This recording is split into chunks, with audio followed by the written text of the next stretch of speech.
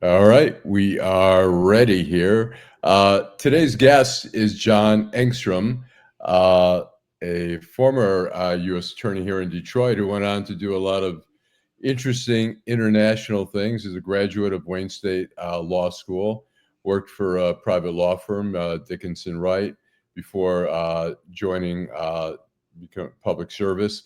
Uh, Tell us a little bit about, we'll get into the background, then we're going to get into Ukraine and some of the controversies that have popped up with Burisma and the prosecutor there, Viktor Shokin. And you and I have had some discussions, and you have some great insights, right? You had a front row seat to some of that stuff.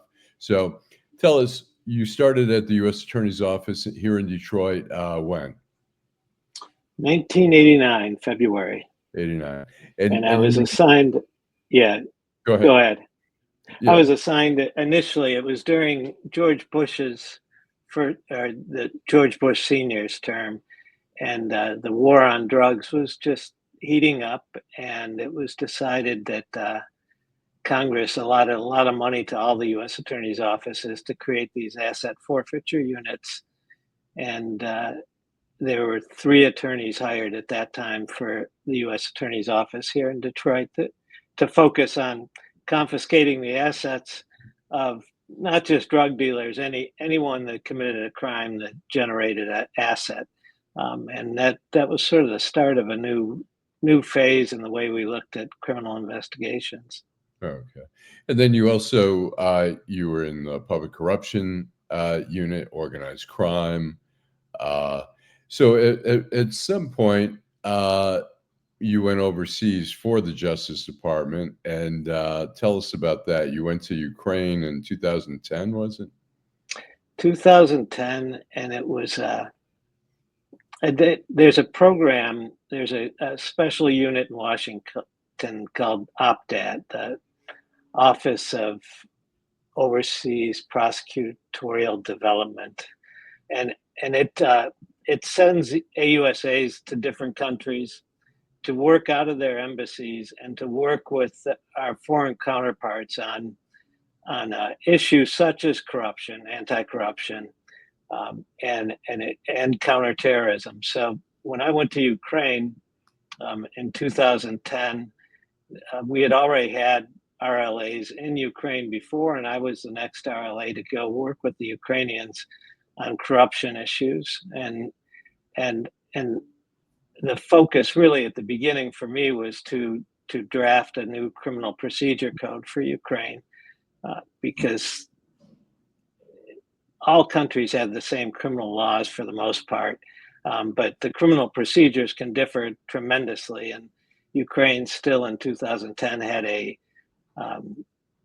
code that they'd adopted from the Soviet days. So I worked a lot on that and on corruption issues, working with prosecutors, judges, what have you. How much back then when you got there, how much corruption? I mean, every country has corruption, including the U.S., obviously. How blatant was corruption there in Ukraine at the time? Well, let me just preface that to say, so I was in Detroit working on corruption cases up till 2010. So at that time, the Kwame Kilpatrick investigation was underway and just about to be indicted. Uh-huh. And I had seen a lot of corruption in Detroit and successfully prosecuted a number of cases. And so I wanted to go to Ukraine in part because I had heard about the corruption there. And I knew about the organized crime that was coming out of Russia and Ukraine. Honestly, I didn't see a whole lot of difference between Ukraine and Russia at that point. Mm-hmm. And so I went there in 2010. I put my name in and was accepted to go there. And I took my family with me, and we got there. And I can tell you, I've never seen corruption like I've seen in Ukraine. Oh, really? It infects. In 2010, it infected every aspect of a citizen's relationship with their government. So if you were to get health care, there had to be bribes in order to get it, even though it was guaranteed free health care by the government. It was never free. You bribed your doctors, you bribed your obstetrician, you bribed the teachers of your students to get into different programs, different schools, Did they demand university. did they demand it, or was it just expected, or was it just the way you did business? It was expected. It was just expected. The traffic police were notorious. It, I had a diplomatic plate, so I didn't have problems with the traffic police. But Uh, if you didn't have a diplomatic plate, you would be wanded over and stopped, and you'd pay a bribe. You never got a ticket. You'd pay a bribe to the police officer, and that then would be funneled up through the department that the person was involved with, and further up in the government, the money that was collected on those bribes. mhm. And it literally no one got a ticket. Um, and and so it infected the schools. But then on the big, government corruption, it the amount of the bribes were in the millions. They were not $10,000 bribes. They weren't bribes to go to a fight in Las Vegas or something like that. Mhm. This was just raw cash that was being transferred to people in the parliament to buy a vote on a particular issue. And um, there was an oligarch class that really controlled things. Right. And at that time, President Yanukovych, who was leaned Russian, um, was president, and the corruption was overwhelmingly bad. It it was it, and it's so difficult to think of a way to try to break that. And how did the Russia was did Russia have an influence over that corruption, or was it totally separate on its No, onto its own? Russia had its own corruption. Georgia had its own corruption. All the former Soviet countries had the same sort of problems. When they came out of a communist system and all of a sudden had freedom, um, there's so many books written about what happened at that time, the shock therapy to these societies. There were certain people that had the advantage and were able to collect the assets of the state and then control things. So that large scale corruption started then. But the petty corruption had always been an issue, I think, in those areas. You can trace it back to times when during the empire, where Moscow would send out someone, or St. Petersburg would send out someone to be the governor of a region, and the person wouldn't get any payment for that. Um, they would go out and they would just get gifts from people. They would be taken care of in the same way that maybe a priest would be taken care of when sent out somewhere. And so if you wanted better treatment, you took better care of your leader in that region. And so this has historically been a problem in What that area. and you going there, what could you possibly do to put a dent in that, or kinda Well, shift there's shift the mindset? the the the Ukrainians wanted to become Europeans. They wanted to be in the European Union, Mhm. and that was a very strong public opinion at that time. Even ethnic Russians in Ukraine would have preferred to be part of the European Union. And so that really was the carrot that we used most often, was to help them to adopt what we call international standards, at and those are created by treaties. Ukraine is a member of anti-corruption treaties and other organized crime treaties. So they have laws that they're expected to adopt and to follow, and and often they just didn't even, because they didn't have a good criminal procedure, they really couldn't even do these cases Mhm. effectively. So the first thing for me was to look at the criminal procedure and try to get a new code adopted that would create sort of a hybrid between a European continental system and adversarial system like we have in the U.S. And so let's fast forward to 2000. You spent a little time in you spent quite a bit of time in Turkey, again working for the Justice Department, and then in 2019 you ended up back in Ukraine. Yeah, every year since 2010, I would go back to Ukraine and do at least a week-long program, if not more, because I understood their criminal procedure, I understood their criminal law, I understood their culture, which is a, a complicated thing that takes time to fully understand why people do or don't do what you would expect from our perspective that they would want to do.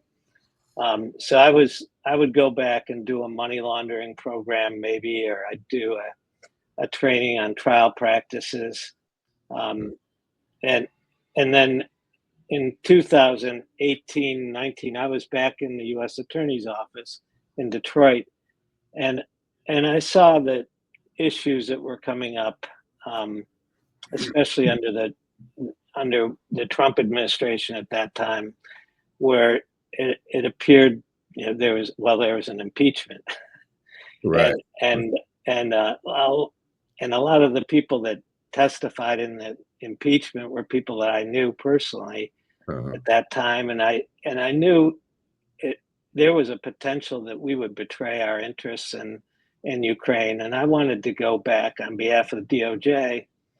So I applied to go back and was accepted because I wanted to send a message to the Ukrainians that we still care about them. We still want them to do this. We'll still support them in their um, bid to become a member of the European Union and Right. to adopt these international standards. Right. Before we go further, I just want to make clear you left the Justice Department what year? When did you?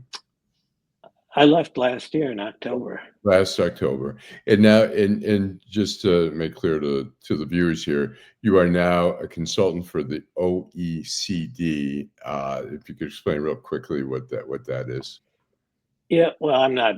It's not like a full time job. It's a project I'm working on. Oh, I'm technically just retired, and I try to pick up other projects. So uh-huh. I did a project with USAID at the end of last year, and that was looking forward to doing more work with USAID in Ukraine and other countries. But um, that's not going to happen now. Okay. And then I the OECD is an Organization for Economic Cooperation and Development. It's basically a group of 46 or 47 countries that set standards for other countries for business and economic cooperation. And part of that would be anti-corruption.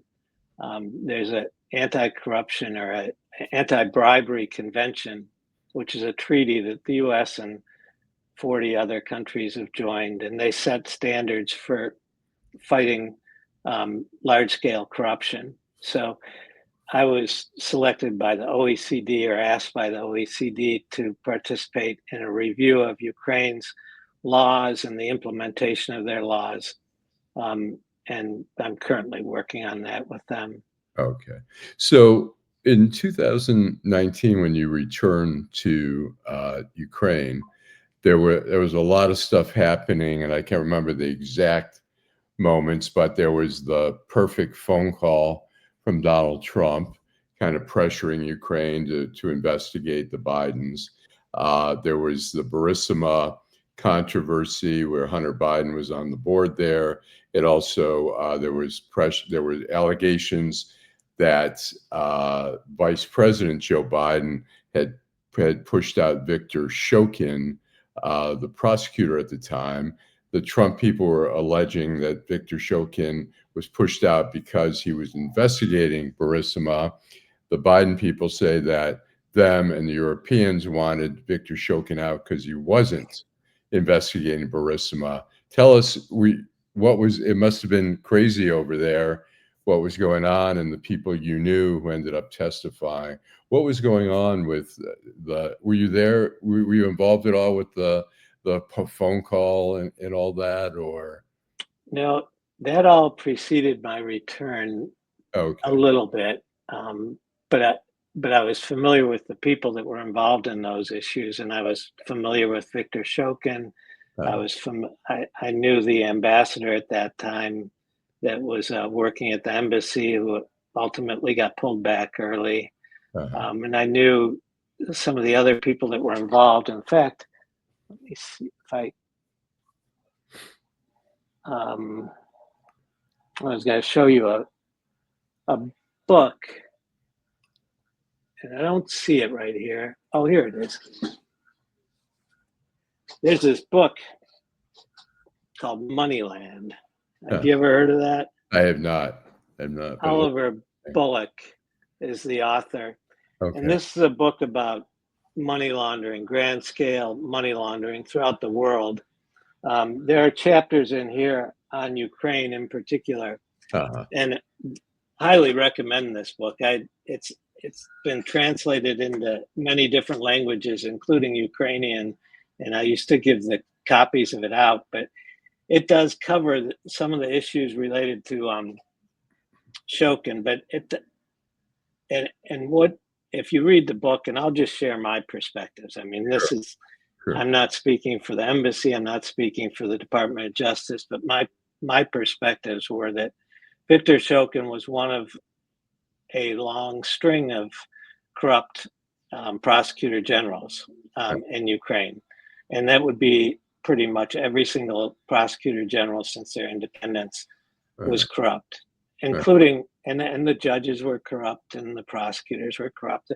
Corruption was a huge problem. Uh-huh. So, and the U.S. was in, Biden would have been in the perspective working with the Europeans and interested in breaking the back of that corruption. And one of those things would be to get rid of Viktor Shokin. So um, as vice president, I guess he offered, or he conditioned the release of these funds to Ukraine on them getting rid of Viktor Shokin, which uh, that's actually, I think that's a good thing. If we're going to give them money, Mhm. we should be trying to eliminate their corruption and the potential for their corruption. Right. And, that's fairly ordinary in international relations. Mhm. It's ordinary in interstate relations or federal relations. If the U.S. federal government gives money to a state, we always have the ability then to prosecute the corruption related to that money, even though it might be committed just by in the state. Um, that's the hook that allowed me to prosecute school districts and officials in school districts under federal laws, because we gave them more than a certain amount of money per year, and that gave us jurisdiction to fight the corruption. So Shokin was corrupt. Um, they, and at the time, Burisma, and if you read Moneyland, you'll see a account of this. It was written well before the Biden issues, and it's consistent with what I know from certain friends I have there. Is that Burisma had some money. That Burisma was known to be a corrupt company, and the owner of it had had in placed a lot of, I can't remember the amount, but it's millions of dollars in an account in London, and that account was then flagged for corruption by the British, who recognized that it was likely the product of corrupt activity in Ukraine through Burisma, and it was frozen.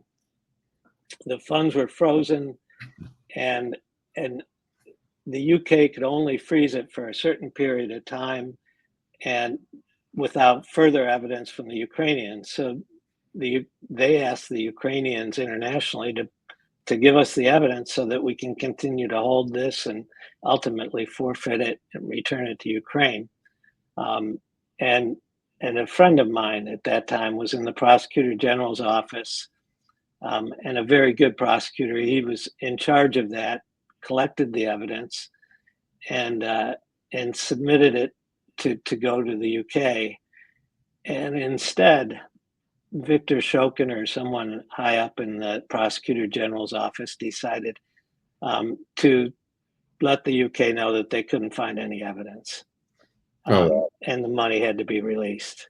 Interesting. And so this was the type of shenanigans that were going on at that time, that led the U.S. to be very discouraged by Viktor Shokin, Huh. and and and His replacement and wasn't much better though, right? Or well, then they replaced him with a guy that was not a lawyer, didn't have.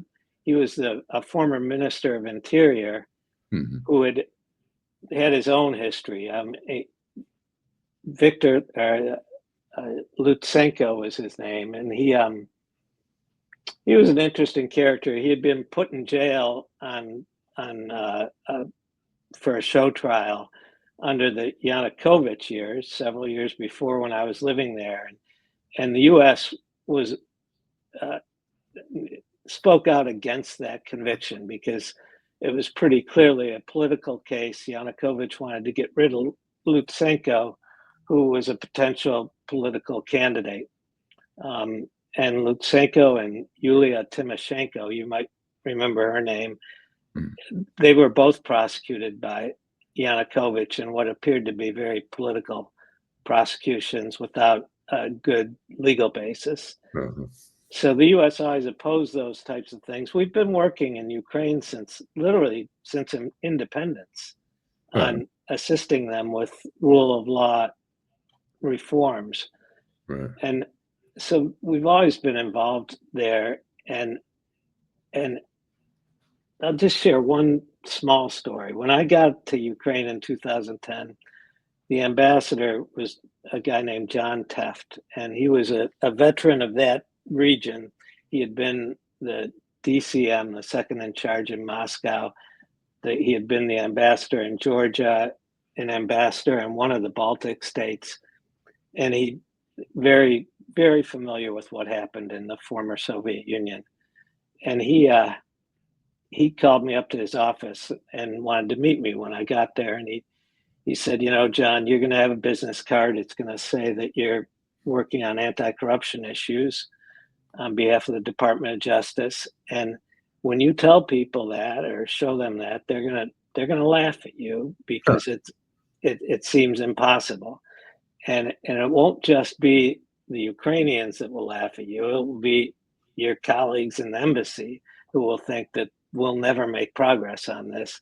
And he said, the one thing you have to do is don't adopt that cynicism, because once you do that, then you'll be of no assistance. And he mhm, said, I can tell you from experience that these things take a lot of time. They're not you you're not going to see big changes while you're here in your 3 years. But if you look back sometime in the future, you will see it. And everything he told me has turned out to be true. Before we get to that, 'cause I'm curious what dents you made in that.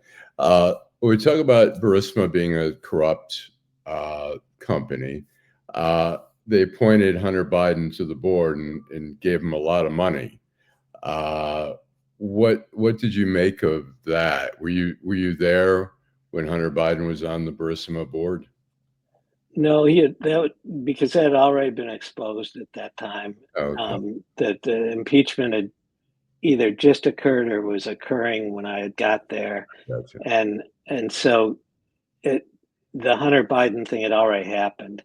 But it it's my understanding, and I'd have to go back and do the research again, but my recollection is that there were complaints within the government to Biden at that time that this did not look good to Uh, have his son as a board member in Burisma.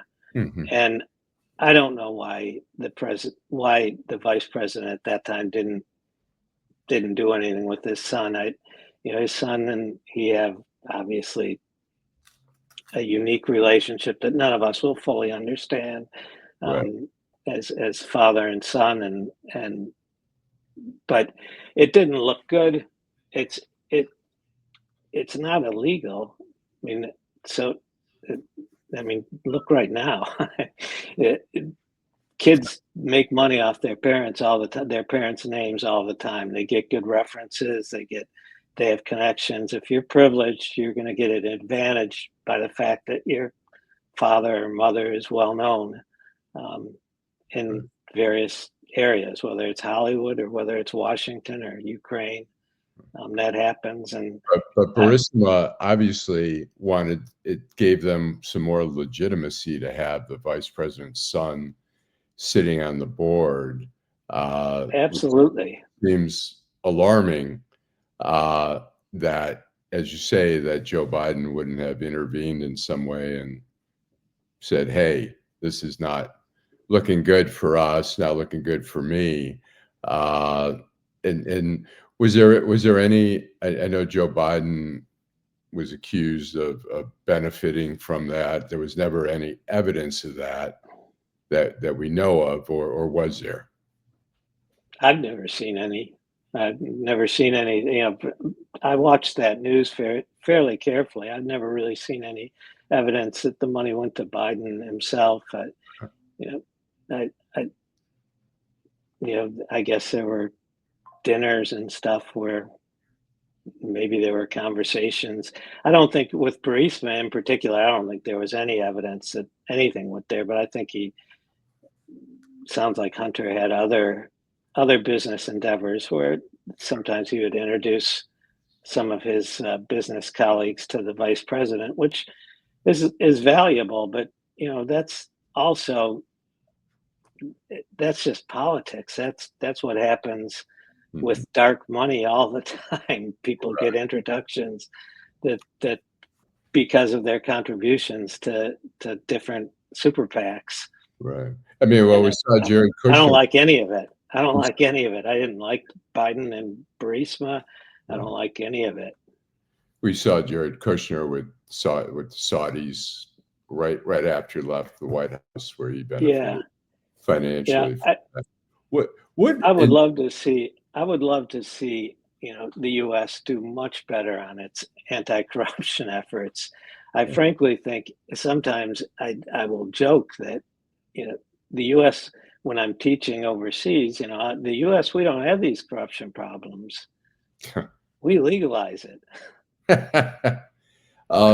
so when you were there, when you returned in 2019, what were you able to make any dents where you felt like I'm really accomplishing something, or did you shake your head and hear? I'm sure did all that stuff when you were there in 2019, had it changed at all in terms of paying off teachers and doctors and cops and all that, or was it sort of business as usual?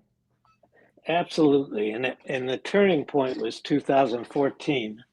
2013, really. It started in 2013, was the Maidan Revolution, and Viktor Yanukovych was about to was expected in September of 2013 to sign what they call an accession agreement with the European Union. And in order to get that, Ukraine had to implement a number of reforms. And they were doing that in 2013 under Yanukovych. There was like a bullet list that they had to do, um, and they pretty much completed that in the fall of 2013. So the Ukrainians were looking forward to a major step towards Europe, and then there was an economic crisis in Ukraine at the time. The IMF was unwilling to give them a certain amount of money. Yanukovych went to Putin. Putin said, "I'll help you," and then Yanukovych came back, and to the surprise of Europe and all the Ukrainian population, he said, "We're not going to sign that agreement." Um, and instead, he had sided with President Putin, and that led to protests that lasted from the end of 2013 into 2014, all winter long.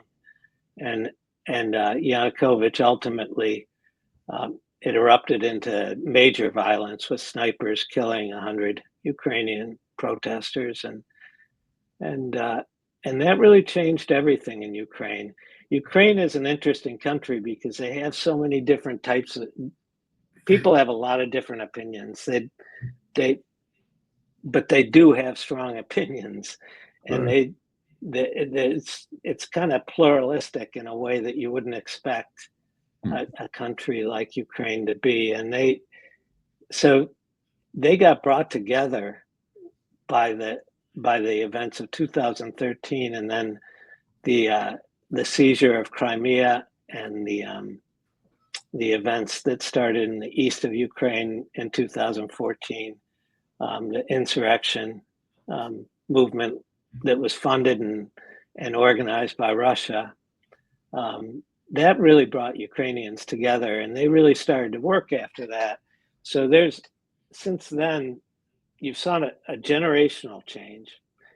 If you're dealing with a prosecutor that grew up in the Soviet Union and was a prosecutor in Soviet times and is 45 or 50 years old in 2010, you're not going to change that person's mind. They're used to doing things the same way.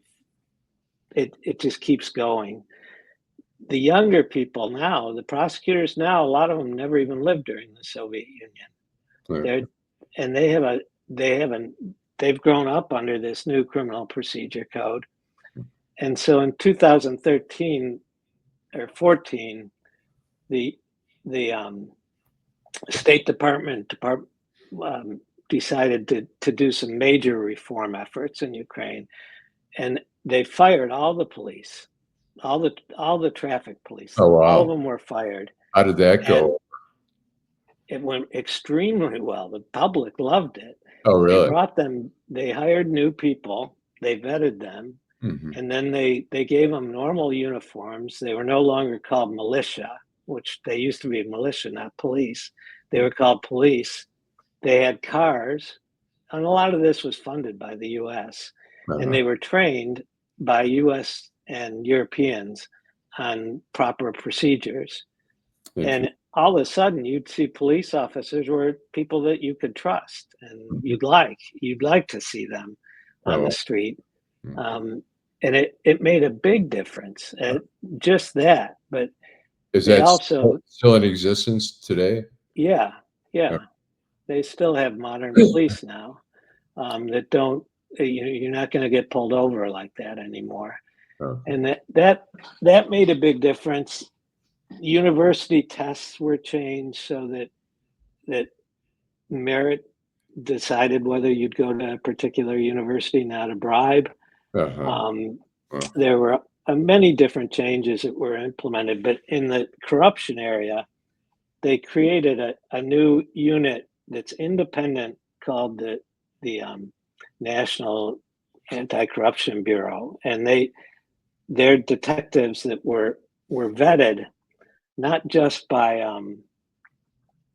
they were hired and vetted by teams of people from Ukraine and from international representatives, mhm. and the vetting process followed things similar to the FBI, and then and the FBI works with them on a regular basis in Ukraine, and then they created a special prosecution unit that's outside of the general prosecutor's office because the general prosecutor has traditionally been a problem in Ukraine. So this was a separate unit of specially vetted people. They were paid more than other prosecutors. And then they created a court to do corruption cases. And then they created money laundering laws that really had an impact, and that they would be able to enforce a modern law in this high anti-corruption court instead of a general court that still suffers from a lot of corruption in Ukraine. So these And are the type of reforms that they did that really have made a big difference. and I'm and going to take you my earbuds off. you were there when, Zelensky was in office, and he pushed back against Trump about investigating Biden. Uh, what was your set? Was he a positive in terms of getting rid of corruption, or was he an impediment? How did you see him? You're, I'm not hearing you now. Oh, here I see. We got you on mute. Let me unmute you. I think you have to unmute yourself. I think you muted yourself, so you have to unmute it. You see, yeah,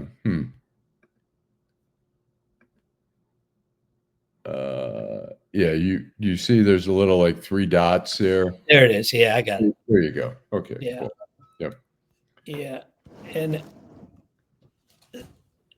so So Zelensky, if you've never seen Servant of the People, it's on, I think, Netflix. And it's the series that he was in, a comic series, 2 seasons, where Right. he plays a teacher who surprisingly becomes president of Ukraine, and Right.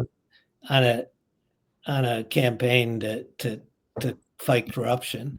Hmm. So he had an image of being an anti-corruption person, but once I think he got into office, it still is not as easy as it is on TV. Yeah. And he had to form a government, and the government, his campaign was funded by one of the more corrupt people in Ukraine, in my opinion. Oh, really? So there was that issue Uh-huh.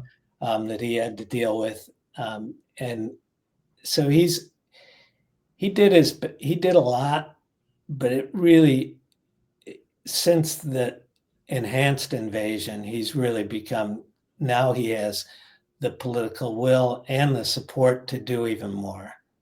So everything Putin has done has made Ukraine a better country. And in my opinion, I think whether it was supporting Yanukovych when I first got there, or whether it was seizing Crimea and starting the supporting insurrectionists in the east of Ukraine, or the enhanced invasion, everything he's done has been against his interests. And I really think I've read a lot about his motivations for invading Ukraine in February of 2022, but I think that it was mainly, I think the idea of having them join the EU and become a democratic, thriving country right on Russia's border would really be a threat to him. Too much. Not NATO. I don't think he's smart enough to know that they weren't anywhere near joining NATO that year. And so I think that's an after the fact justification for it. But I think he doesn't want them to be successful. Let me ask you this.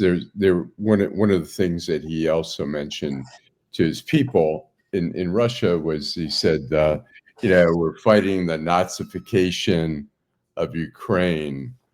What I know, look, we've got Nazis here there's still Nazis in Germany. We've got Nazis here in the US. How pervasive was Nazism in the Ukraine when you were there? What did you sense? It's not pervasive at all, and that's such nonsense. It's unbelievably how it's hard to believe that has any traction with anyone outside of Russia. But there is a reason for it. And I'll give you a story that takes you back to 2010 to 12. 2012, Ukraine was going to host the Euro Cup, which to Americans doesn't mean much, but I can guarantee you in Europe, Euro Cup it's every 2 years, I think, or every other year. There's a Euro Cup, and the World Cup is the other years.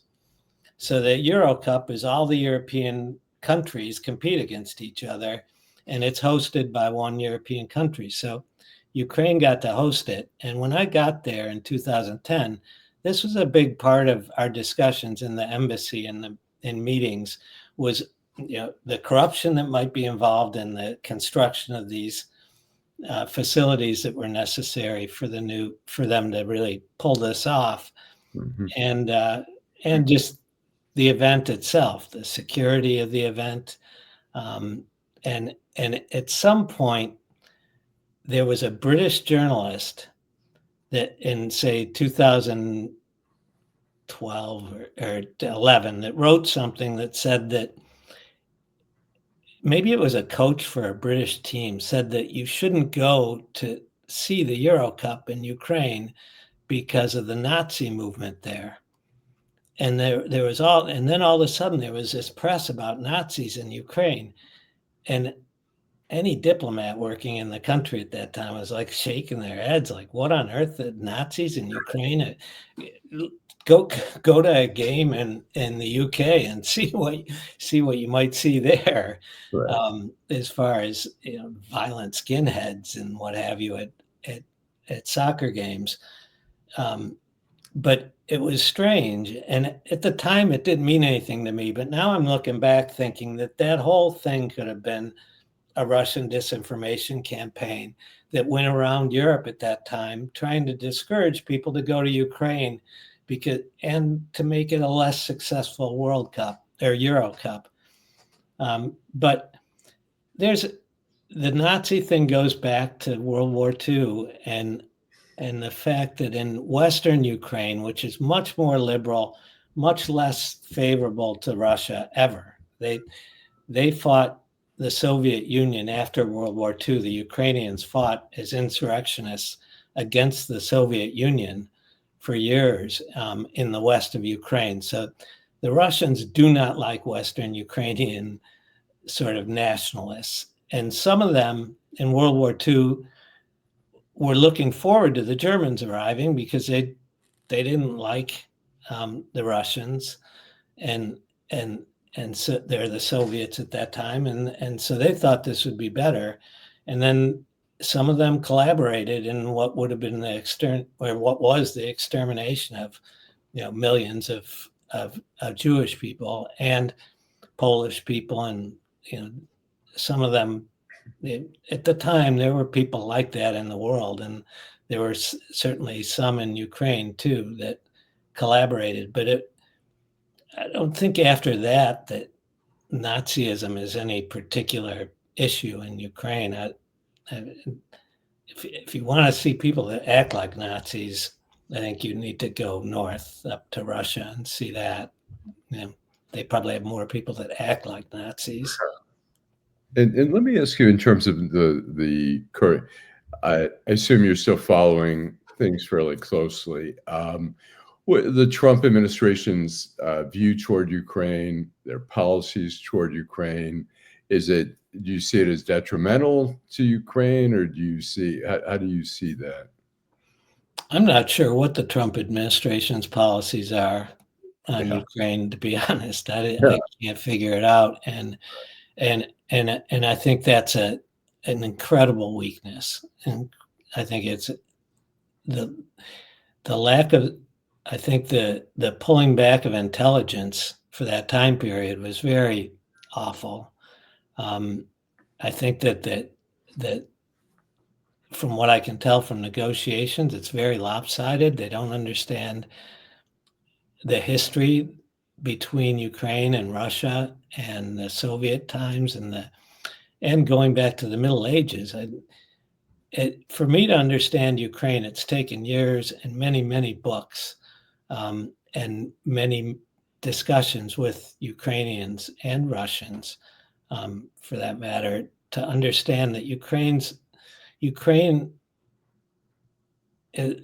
people are different than Russian people. And I think Putin didn't understand that in 2020, in 2014, or in 2022. I don't think he's understood how much different the Ukrainians are from the Russians. There was a study done at Oakland University on DNA as part of the bigger DNA project, where they go around now and they look at regions and they look at the DNA and they try to find patterns in ethnic groups that would help doctors in diagnosing issues with people from those ethnic groups. And so they did a study of Russia and Russian DNA with Russian permission. And then they did a study, they've done Polish DNA, they did a Ukrainian one. And they published the results of that study in a scientific journal, I don't remember what, but it almost immediately, the professor at Oakland University got a letter from the Russian Federation saying, you have to take this study down because the DNA of Ukrainians, ethnic Ukrainians, is closer to Polish than it is to Russian. And Interesting. I mean, it's hard to believe, but the Russian Federation really cares about something like that. They do not want any evidence that Ukrainians are different than them. Interesting. Let me ask you one last question here. When all those things happen with Trump making the phone call to Zelensky and telling him you've got to start investigating the Bidens and stuff like that, as a result, there were hearings, there were people testifying, people that I assume you knew, and a lot of those people got fired or brought back. How damaging was that to the relationship with the U.S. and Ukraine and the progress that was being made when the ambassadors were being pulled back and different folks? There is something to the fact that, at least in the first administration, the president might have these ideas, and he had his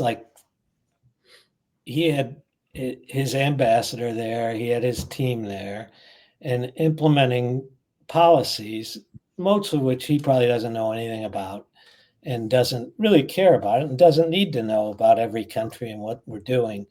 And then I think that he had this shadow diplomacy going on at that time with Giuliani and a couple other characters, and they just didn't. There's a reason that people are in the State Department. They're really, really qualified, and they understand the dynamics of the region, of the country, of the history. Mm-hmm. And you can't send out Rudy Giuliani, who knows nothing about that Ukrainian history, probably, and he goes out and bumbles around, and he can be taken advantage of by certain people there. And I think he was bad people in Ukraine that were giving him advice, and he was accepting it, along with probably other things from them. And but the State Department really has a function, and at the highest levels, they really, really understand their area. When I got to Ukraine, I knew nothing, and had to educate myself because the DOJ didn't give me any language training or anything like that. If you don't have language training, you're at a disadvantage in the country, right? Because you can't have an honest conversation with someone unless they speak English or you have a translator. It's interesting, when I was at the Washington Post, when they gave someone a foreign post, a lot of times they'd take a year off. They'd send them to school to learn about whether it was Russia or China or whatever. They go to language school. And so when they went there, they went with some knowledge of what was going on. So I know how important that is. I have a feeling they don't do that anymore quite in the same way. Oh, they do. Well, I'm not saying, I'm saying at the Washington Post. I don't know. Oh, yeah. Well, they sure should, because, I mean, somebody like David Remnick, he's an expert. He's lived there. He's seen it. Right. And I mean, his books are fantastic. And if you don't understand the history of the Soviet Union, and you don't understand the history of Catherine the Great, or I hate to even call her Catherine the Great, the Ukrainians will never call any of those people great again, but Peter the so-called Great. If you don't understand the history of those periods vis-a-vis Russians and Ukrainians, it's hard to have it's hard to form an opinion. I think people form opinions about things that they know very little about based on reading op-eds or listening to a podcast, and that's never enough. Right. I do have one more question. As far as Trump is concerned right now, what's any idea what the thought is about from Ukrainian official thought and among citizens of Ukraine about Trump, or is it too soon in this administration to? I don't want to comment on behalf of citizens of Ukraine, but I know that the people I talk to are very, very worried. They've been worried. I think there was a wishful thinking that maybe Trump would have the power, I think, to actually make a difference, because there was, with Biden, there was a sense that things came too late when they did come, but at least there was a lot of respect for people in the embassy.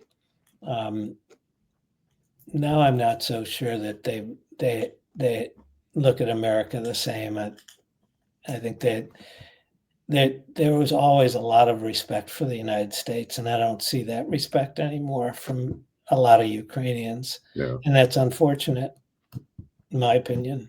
Yeah. Yeah.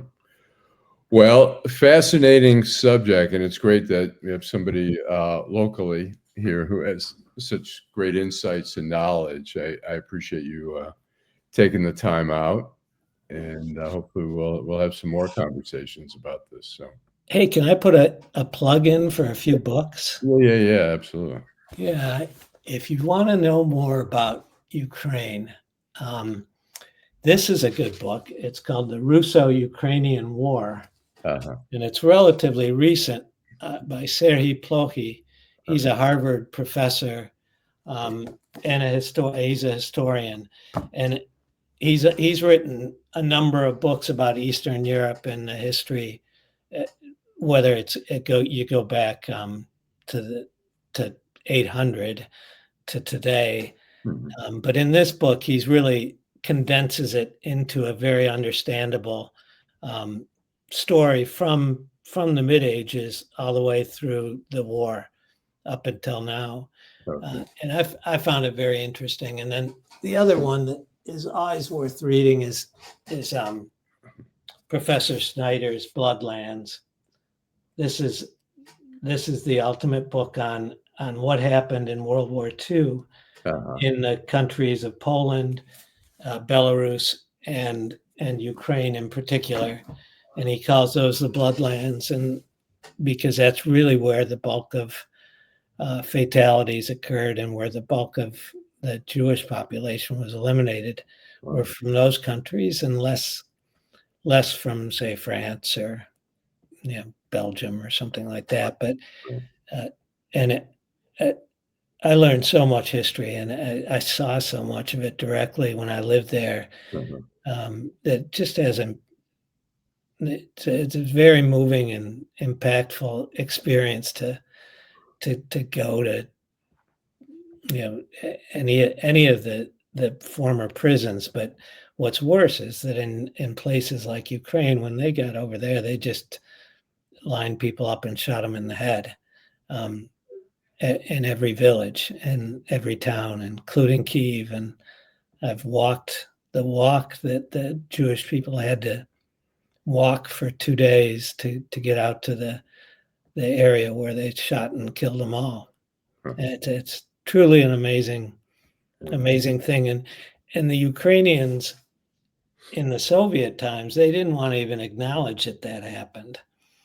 They didn't want to point out that Jews in particular were the targets of Nazis. They were the Soviets were the targets of the Nazis.